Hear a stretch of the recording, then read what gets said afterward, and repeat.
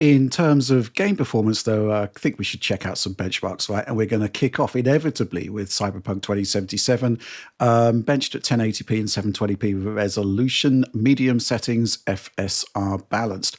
1080p then, Ally X 24.4% faster than the ROG Ally, but there are obvious stuttering problems on the OG Ally there that the Ally X doesn't have. I'd really like to retest this one with a non-Xbox Ally X, which does have the additional VRAM, but there we are, 24.4% faster. 720p, the gap diminishes here to just 18%. Evidence perhaps that to get the most out of Z2 Extreme, perhaps it's more about scaling resolution, the work per frame from the GPU as opposed to the number of frames that the GPU is putting out there. Let's do 720p versus 1080p here, purely on the Xbox Ally X, factoring out the Z1 Extreme completely here. And there are benefits to scaling resolution down. It's a 45% boost to resolution there. Okay, so let's move on to Doom the Dark Ages then. And this one's running at handheld settings. It's a new mode that id Software has integrated for use with handhelds, right? Strips back a lot of features. This is FSR 3 performance. So we're looking at a 33% boost to frame rates from the Ally X over the standard Ally, which I think is pretty decent, to be honest. There's also some kind of micro stutter happening on the ROG Ally, which doesn't happen on the Ally X. So gameplay feels smoother in a way that isn't really represented in these benchmarks. If we drop down to 720p resolution, there are frame time issues there, but they're not quite as obvious now, and probably you wouldn't notice them at all on that VRR screen. Performance increase here is from the teens into the 20s there, so diminished but still faster.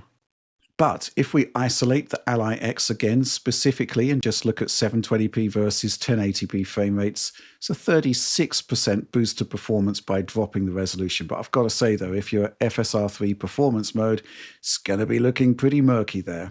Right, let's move on to Alan Wake 2 for the next benchmark here, which is using tweaked low settings here, which is practically identical to what the consoles, the Xbox Series X and the PlayStation 5, are doing in their performance mode.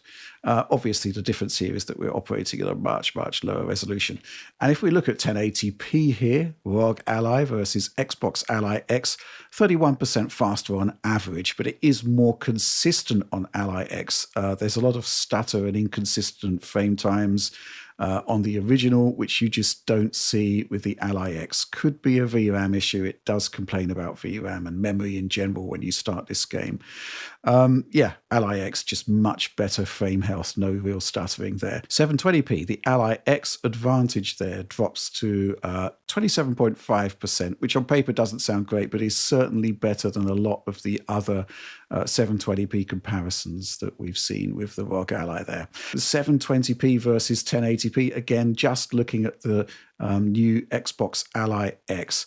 Bizarre scaling here, very, very bizarre. There's just an 18% boost to performance by dropping from 1080p all the way down to 720p. It's a bit strange. Final test here, I wanted to include Avatar Frontiers of Pandora, and all hell breaks loose on the original ROG Ally. There's massive stuttering here, and that's simply down to the fact that this is more of a VRAM test. 16 gigs of memory is not enough for this game on a handheld. You need 24. All of that stuttering gone on the Ally X side.